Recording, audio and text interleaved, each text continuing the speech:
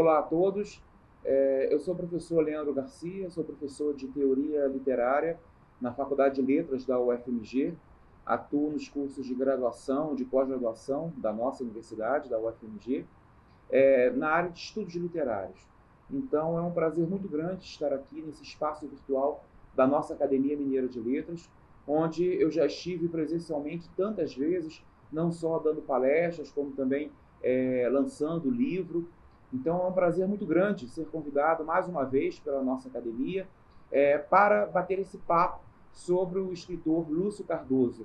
Mas antes de tudo, gostaria de mandar um grande abraço nesta época de distanciamento social, que a gente não pode estar presente com os amigos.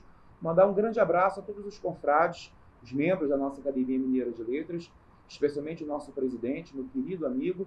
Então, e foi justamente a convite do nosso presidente que eu gostaria de falar um pouco, de conversar um pouco. Não é propriamente uma aula, né? Não estamos no espaço da sala de aula, mas é uma troca de ideias, uma troca de sensações, vamos dizer assim, uma troca de impressões a respeito do grande escritor curvelano, grande escritor nascido em Curvelo, no interior de Minas, Lúcio Cardoso. Muito do que eu vou falar com vocês aqui hoje é motivado por um livro que eu estou acabando de lançar, tenho lançado nesses últimos meses, infelizmente, por conta da pandemia, foi impossível fazer um lançamento na própria Academia Mineira de Letras, porque a ideia justamente seria essa, né? Mas, infelizmente, a questão da pandemia não tem permitido isso. Trata-se do meu atual livro, que se chama Lúcio Cardoso, 50 anos depois. Esse livro ele é motivado por um congresso que eu organizei na UFMG em 2018, quando Lúcio Cardoso completava 50 anos de falecimento.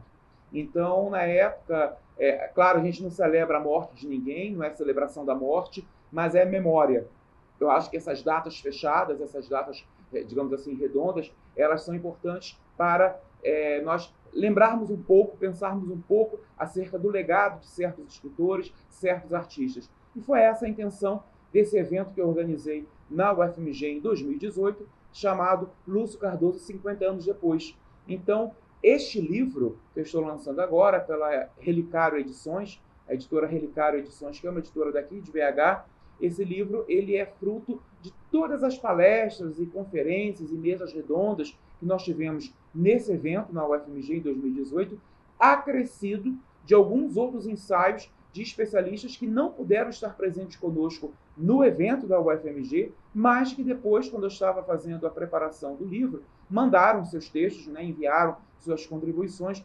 Então é um livro muito rico nesse sentido, que ele traz essas palestras, essas conferências, e também traz a correspondência inédita entre Lúcio Cardoso e Mário de Andrade, que eu organizei. Um dos capítulos do livro é justamente a pequena, porém inédita e importantíssima, correspondência entre Lúcio Cardoso e Mário de Andrade. Então foi o que eu falei no dia lá do evento, e agora trouxe os textos completos, com toda a crítica, análise no rodapé, acerca dessas cartas. Não são muitas, né? São 5 cartas entre Lúcio Cardoso e Mário de Andrade, porém importantíssimas para os estudos literários, para a memória literária brasileira. Então, nesse sentido, a motivação de estar aqui nesse vídeo com vocês hoje ou no futuro, porque o vídeo estará disponível no site da nossa academia, então a gente não sabe no futuro quem vai nos assistir aqui. Então, o objetivo é falar um pouco desse grande escritor, Lúcio Cardoso, que eu acho que é muito, digamos assim, como poderia dizer, penalizado por falta de leitura, penalizado por falta de novas edições das suas obras, de novas publicações acerca de suas obras, penalizado nesse sentido. E eu acho que cabe a uma instituição como a nossa Academia Mineira de Letras fazer justamente isso, ou seja, ajudar a divulgar um pouco esse grande curvelano, esse grande mineiro que foi Lúcio Cardoso. Lúcio Cardoso nasce em Curvelo, no interior de Minas, e ele sai de Curvelo, criança ainda, para estudar em Belo Horizonte. Vai ser aluno do Colégio Arnaldo, dos Padres Verbitas, e ele deixa Curvelo muito novinho, né, criança na época, na fase escolar, e vem aqui para BH para estudar no Arnaldo. E é no Colégio Arnaldo onde ele começa a desenvolver, vamos dizer assim, muito da sua persona literária, muito do seu gosto primeiro como um grande leitor voraz de literatura, da literatura produzida na época e anterior à época dele, especialmente a literatura simbolista. Lúcio é um grande leitor de literatura simbolista.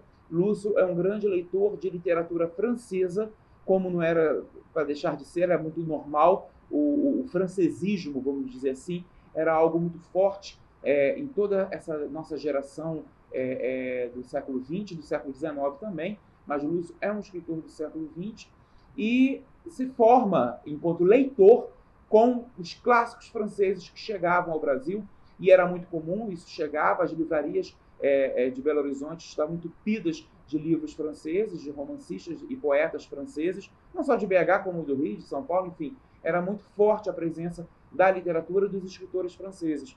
Então, Lúcio, desde cedo, ele adentra nesse universo da literatura francesa mais intimista, da literatura francesa mais de cunho existencialista e até mesmo de cunho espiritualista, porque Lúcio ele tem uma relação muito forte com a espiritualidade. Ele não é aquele escritor que, digamos assim, que se torna um ateu militante, muito pelo contrário. O Lúcio é um agnóstico, mas é um agnóstico, vamos dizer, com uma profunda formação católica, como também não poderia ser diferente, uma pessoa que vem, um escritor que vem do interior de Minas, uma família tradicionalíssima.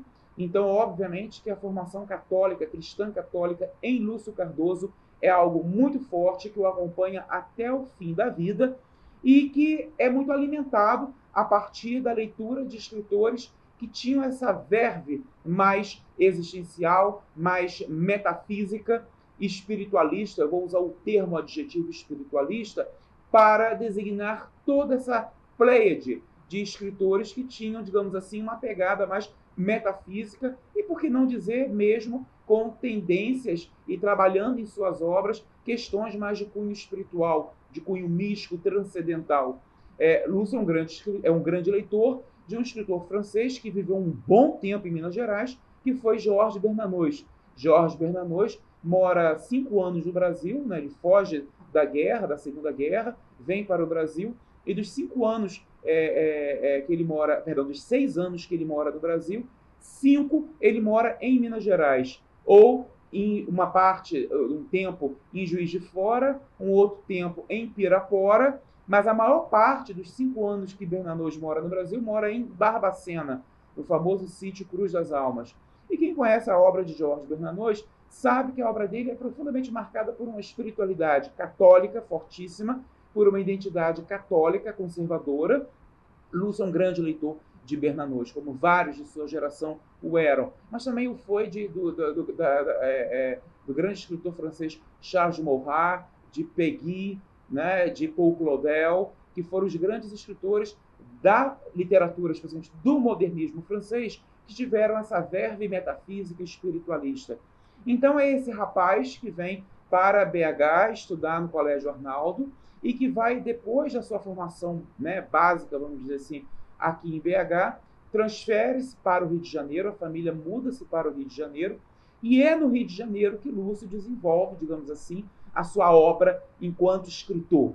É no Rio de Janeiro, já adulto, que Lúcio publica, que Lúcio participa dos círculos literários, dos grupos literários no Rio de Janeiro, né, então capital federal. E lá no Rio de Janeiro, Lúcio, então, ele mantém, desenvolve contatos, desenvolve uma rede de sociabilidade que eu acho que é profundamente importante para nós pensarmos que obra é essa de Lúcio Cardoso e onde essa sua obra se insere na economia do modernismo brasileiro. É muito importante nós deixarmos bem claro que Lúcio é um escritor modernista, mas não é um escritor modernista ligado àquela vanguarda modernista da primeira geração.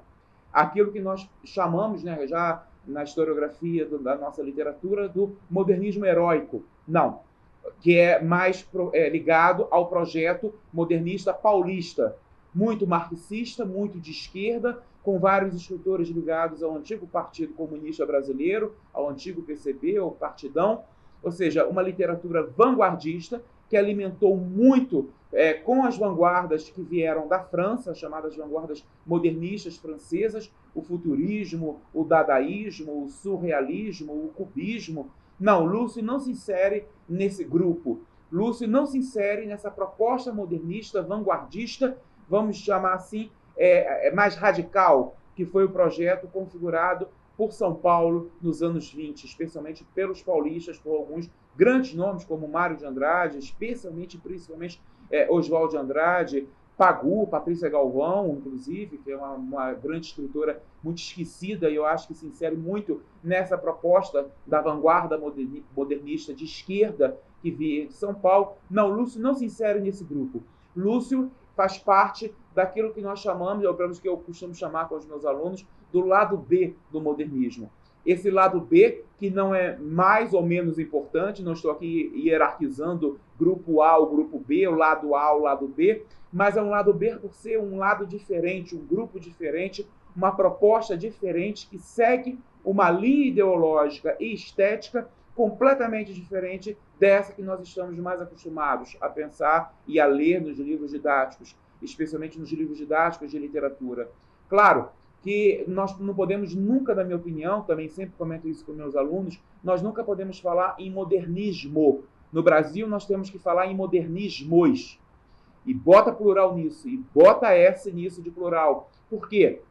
Porque Lúcio é desse grupo, que é um grupo muito próprio da literatura mineira. É um grupo, embora ele estivesse morando, né, no Rio de Janeiro, embora ele estivesse, né, endereçado, digamos assim, geograficamente no Rio de Janeiro, Lúcio traz muito dessa coisa mineira que também não seguiu a vanguarda modernista de São Paulo. Claro que nós temos os grandes contatos, aqui eu digo a correspondência de Drummond com Mário de Andrade, que eu diga a correspondência do grupo de Drummond, do grupo da Rua da Bahia, com Mário de Andrade e com outros escritores de São Paulo. Sem dúvida, mas nós tivemos um caminho próprio de expressar a nossa modernidade literária, tivemos um caminho muito próprio nosso aqui.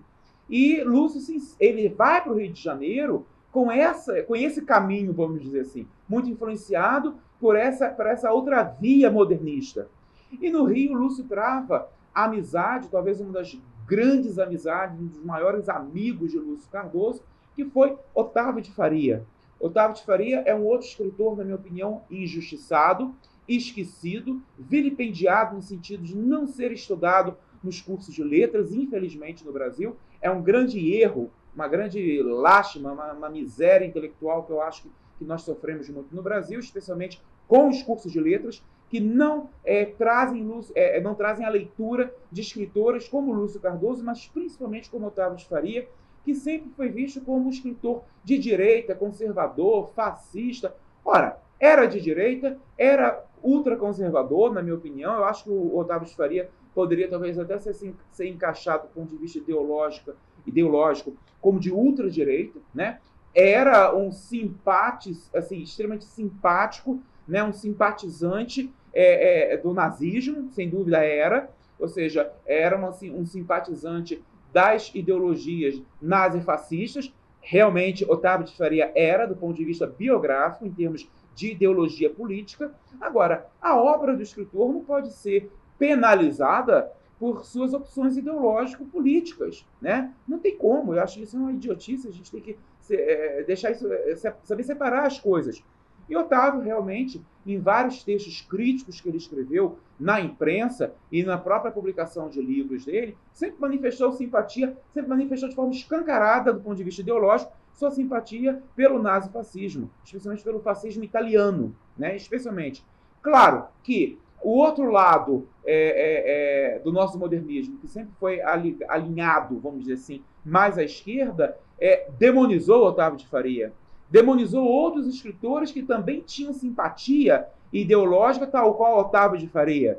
Por exemplo, a nossa historiografia literária, especialmente a historiografia modernista, que vem muito de São Paulo, especialmente por vários professores e especialistas da USP e da Universidade de São Paulo, em geral sempre demonizaram esses escritores, o que é um erro, na minha opinião. É uma lástima. Por quê? Porque são escritores que têm o que dizer. São escritores, e Lúcio está inserido nesse grupo, né? São escritores que têm uma outra proposta literária, mais intimista, mais de investigação psicológica, mais de investigação existencialista, ou seja, obras mais alinhadas, a uma ontologia literária. E aí Otávio de Faria, ele realmente é um nome que é importante nesse grupo, e não apenas ele, mas também Augusto Frederico Schmidt, Murilo Mendes, Jorge de Lima, Cornélio Pena, ou seja, houve uma tríade literária, Otávio de Faria, Cornélio Pena e Lúcio Cardoso. 3 grandes amigos. 3 grandes, mas amigos pessoais mesmo, e com um projeto literário muito parecido. E que, inclusive, reclamaram a vida inteira, lamentaram a vida inteira, xingaram a vida inteira o fato deles serem discriminados no contexto literário da época, especialmente discriminados por várias editoras que não os publicavam direito ou não queria publicá-los porque, entre aspas, eles não vendiam. Já que, naquele momento, os best-sellers da literatura brasileira eram os escritores nordestinos, eram os escritores do chamado romance de 30. Então, e nas cartas trocadas entre Lúcio Cardoso, Cornélio Pena e Otávio de Faria, há uma choradeira, literalmente, sabe? Há uma reclamação constante dos 3, um com o outro, dessa questão, desse privilégio que os escritores do chamado modernismo nordestino, desse chamado romance de 30, especialmente os nordestinos, que vendiam muito mesmo, vendiam demais, várias editoras não queriam publicar esse outro grupo mais existencialista, esse outro grupo mais intimista, esse outro grupo mais espiritualista, no qual o nosso Lúcio Cardoso estava inserido. Então, a obra de Lúcio Cardoso, ela deve ser vista nessa chave. Ela deve ser pensada nesta perspectiva. Ela deve ser analisada nessa perspectiva. Nós não podemos analisar a obra de Lúcio Cardoso com o mesmo instrumental teórico e metodológico que se utiliza, que se usava para analisar outros romances da literatura brasileira, do modernismo brasileiro, especialmente do nosso modernismo vindo de São Paulo. Não. Temos de ter uma outra chave interpretativa. Temos de ter um outro instrumental teórico e metodológico. Isso é importantíssimo, na minha opinião. Tá? Importantíssimo. E Lúcio Cardoso, então, ele se insere no Rio de Janeiro, nesse contexto que eu estou comentando aqui com vocês. E é muito interessante que Lúcio Cardoso ele foi um polígrafo. Um polígrafo. Eu acho que a gente tem que guardar muito esse termo para pensarmos de Lúcio Cardoso. Assim como Mário de Andrade foi em São Paulo, Mário de Andrade é sempre chamado de o polígrafo paulista, o polígrafo do modernismo brasileiro, mas eu acho que Lúcio Cardoso é também um polígrafo do nosso modernismo, sim. Por quê? Porque Lúcio Cardoso ele produz muito e em várias linguagens artísticas. Lúcio Cardoso foi romancista, contista, novelista, poeta, de altíssima grandeza, na minha opinião, mas também crítico literário, dramaturgo, porque trabalhou com teatro, produziu peças teatrais, e também cineasta, já que o Lúcio Cardoso também teve uma boa produção no cinema, de adaptação de obras para o cinema. Então foi um camarada que atuou no cinema, no teatro, na imprensa, na poesia, no romance, no conto e na novela literária. Enfim, eu acho que nesse sentido o Lúcio Cardoso tem uma produção completa nos mais diferentes gêneros de produção literária, e não apenas de literária, como foi o caso do cinema e também do teatro. E como crítico também, Lúcio Cardoso também tem uma vasta produção na imprensa como crítico literário. Então foi um homem que produziu nas mais diferentes linguagens, na linguagem da crítica, da prosa, da poesia, do cinema e do teatro. Ou seja, o chamado teatro de câmara de Lúcio, que ainda é pouquíssimo estudado. Um outro grande mineiro que foi Sábado Magaldi, crítico literário. Sábado Magaldi valorizou o máximo o que ele pôde em termos de crítica teatral, o teatro de câmara de Lúcio Cardoso, mas na época Lúcio teve de, digamos assim, de disputar espaço, por exemplo, com Nelson Rodrigues. E é óbvio que ele perdeu para Nelson Rodrigues, não em qualidade, na minha opinião, mas em termos de espaço, mesmo de palco, em termos de público, acima de tudo. Infelizmente, eu acho que o Lúcio Cardoso, em termos de produção de romance, perdeu muito espaço para os romancistas de 30, especialmente os nordestinos, e em termos de teatro, perdeu lugar para Nelson Rodrigues. Perceba quando eu falo perder lugar, gente, não é nunca perder lugar em termos de qualidade, muito pelo contrário, mas é perder lugar no sentido de possibilidade de produção, perder lugar no sentido de público, no sentido de leitor, no caso dos seus romances, e de espectadores, no caso do seu teatro, né? E o próprio cinema de Lúcio também sofreu muito, por quê? Porque, por falta de verbas, não conseguia fazer uma alta produção, vamos dizer assim, cinematográfica. Então, é um autor, um escritor, um dramaturgo, que foi polígrafo, variou muito, teve uma produção altíssima, de altíssimo nível, nas mais diferentes linguagens. E eu deixei de falar aqui uma outra produção de Lúcio, uma outra dimensão que complementa essa sua poligrafia, que foi o Lúcio Cardoso diarista. Eu acho que, assim, não vou nem tirar, vou tirar o eu acho. Eu tenho certeza que o Brasil produziu grandes diaristas, grandes escritores diaristas. E, sem dúvida, Lúcio Cardoso é um deles. O Diário de Lúcio Cardoso é uma das coisas mais espetaculares, uma das coisas mais completas e complexas que nós temos na literatura brasileira. Eu acho que o Diário de Lúcio Cardoso, recentemente publicado em versão definitiva, né, porque foram várias versões de diário, ele em vida chegou a publicar uma parte do seu diário, depois, com a sua morte, algumas partes do diário ficaram inéditas, e alguns anos atrás o professor Ézio Ribeiro publicou o diário completo de Lúcio Cardoso, com aquilo que ele já tinha publicado em vida e mais outros fragmentos que estavam inéditos ainda. Então, o conjunto foi publicado, e de uma riqueza muito grande, de uma complexidade, e é no diário que Lúcio Cardoso, eu vou usar um termo forte, um tanto escatológico, mas eu acho que é o que melhor define o diário de Lúcio. Lúcio vomita no seu diário. Por isso que é escatológico, vocês me perdoem o termo, mas eu acho que é o que melhor define. Lúcio, ele vomita os seus dramas no seu diário, ele exorciza ou auto-exorciza os seus demônios, vamos dizer assim, e regurgita isso tudo no seu diário. É no diário que Lúcio expressa todo o fel, o amargor, em muitos momentos, da sua visão de mundo, da sua visão de vida, a sua visão enquanto a literatura, enquanto contexto literário que ele viveu. É no seu diário que ele, inclusive, problematiza a sua condição de homossexual. Ou seja, em vários momentos ele deixa bem claro, não esconde a sua questão homossexual, que, inclusive, é um dos grandes diferenciais e um dos grandes problemas existenciais de Lúcio, inclusive. E que ele tematiza isso muito na Crônica da Casa Assassinada, que eu acho que é a obra-prima, esse grande romance de Lúcio Cardoso, que é a última coisa que ele publicou. Poucos anos depois, ele sofre o derrame cerebral, que o impede de escrever, de continuar escrevendo. E na Crônica da Casa Assassinada, o personagem Timóteo, que é um personagem homossexual, extremamente complexo, maravilhosamente bem construído. E Lúcio problematiza um pouco isso na Crônica da Casa Assassinada, mas principalmente no seu diário.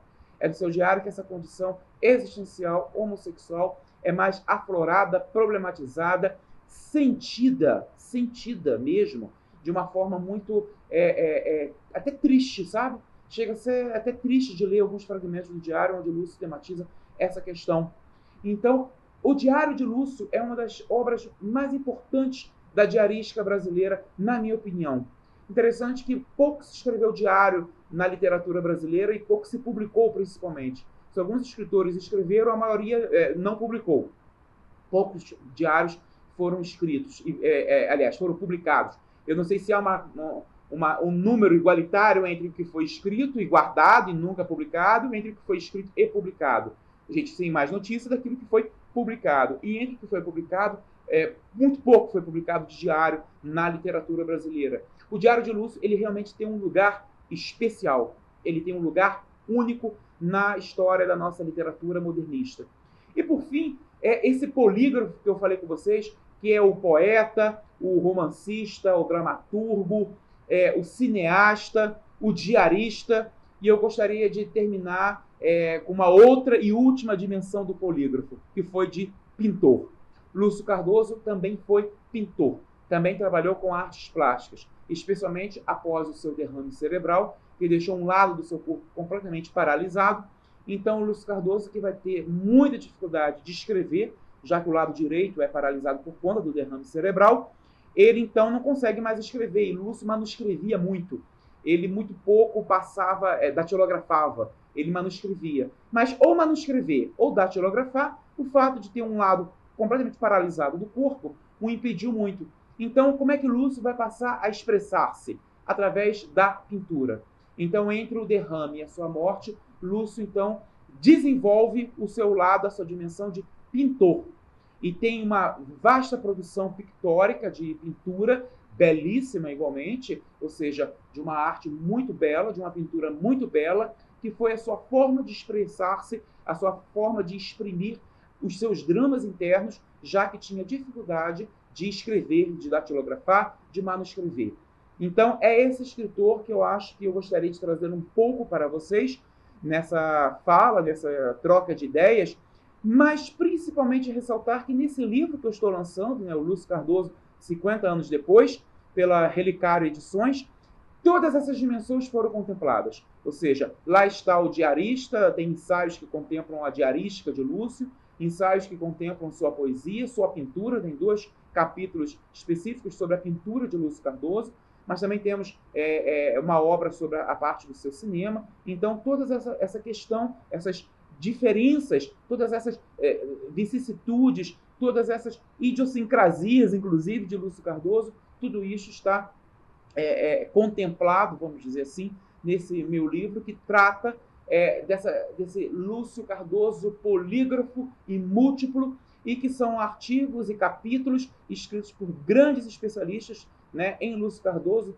do Brasil inteiro, professores universitários de diversas universidades, que vieram ao UFMG em 2018. Passamos 2 dias discutindo Lúcio Cardoso, e agora o fruto dessas discussões, mais outros trabalhos que não foram apresentados no dia do Congresso, nos dias do Congresso, estão também contemplados nesse meu livro. Então fica aqui um convite para que todos que assistirem esse vídeo, no futuro especialmente, porque o vídeo fica no site da academia, nós não sabemos quem vai assisti-lo, mas fica o convite para ler Lúcio Cardoso, para conhecer Lúcio Cardoso, para ler Crônica da Casa Assassinada, que eu acho que para mim é o romance mais espetacular, mais maravilhoso que nós temos no Brasil. É difícil fazer escolha, ainda mais uma literatura tão ampla, tão magnífica e tão diversa como a brasileira. É difícil escolher, mas se eu tivesse como escolher o grande romance brasileiro, para mim é Crônica da Casa Assassinada, de Lúcio Cardoso. Mas também gostaria de convidá-los a conhecer o Lúcio Cardoso Poeta, cuja obra poética completa já foi publicada pela EDUSP, pela editora da USP, uma organização do professor Ézio Macedo Ribeiro. Mas para ler também o Diário de Lúcio Cardoso, organizado pelo mesmo professor Ézio Macedo Ribeiro. Então é isso, e os outros romances, Maleita, são obras espetaculares de Lúcio Cardoso, que eu acho que nos ajudam a pensar esse escritor curvelano que não aderiu àquele modernismo vanguardista da década de 20, ele é desse segundo momento do nosso modernismo, desse segundo momento da nossa modernidade literária, um segundo momento voltado mais para as questões existenciais, intimistas, filosóficas, de investigação psicológica, um segundo momento do nosso modernismo que nos deu, além do Lúcio Cardoso, Otávio de Faria, Cornélio Pena, Murilo Mendes, Jorge de Lima, Drummond, Cecília Meirelles, que publicam muito nesse momento, e com essa verve que eu estou dizendo, que é uma verve mais de investigação ontológica, psicológica. Mas também é um momento que nos deu Clarice Lispector, Guimarães Rosa, que foram grandes nomes da nossa literatura e que tiveram uma produção literária muito voltada para o eu, muito voltada para a análise do sujeito, a análise do eu, o estar no mundo, o estar complicado e complexo no mundo. Eu acho que é aí que o Lúcio Cardoso se insere, é aí que esse grande escritor mineiro se insere, e fica aqui o convite para todos conhecerem Lúcio Cardoso através de sua obra, através de tudo aquilo que ele deixou escrito. Então, com isso eu encerro aqui o que eu gostaria de compartilhar convosco. Mais uma vez eu termino me apresentando, sou o professor Leandro Garcia, professor de Teoria Literária da Faculdade de Letras da UFMG, e mais uma vez agradecer muito à Academia Mineira de Letras, esse espaço tão maravilhoso que nós temos na Rua da Bahia, esta casa que é a Casa da Literatura de Minas Gerais, esta casa que me abriu as portas inúmeras vezes para estar, para dar palestras, para apresentar vídeos, para tomar chá com os confrades e amigos da academia, para lançar meu livro, conforme eu lancei no ano passado, a correspondência entre Mário de Andrade e Alceu Amoroso Lima, o lançamento mineiro do livro que eu organizei da correspondência de Mário de Andrade e Alceu Amoroso Lima foi na nossa academia, uma belíssima noite, não me esqueça, ficou marcado na minha vida. Então, agradecer muito ao nosso presidente, aos confrades, à mesa diretora da academia, por esse convite para vir aqui falar, ainda que de forma virtual, né? Motivado muito pelo contexto de distanciamento da pandemia que nós estamos vivendo. Então, muito obrigado a todos, muito obrigado a você que está me assistindo e obrigado à Academia Mineira de Letras por essa grande iniciativa que está fazendo durante o tempo de pandemia, de estar conosco, ainda que virtualmente, mas está conosco. Muito obrigado.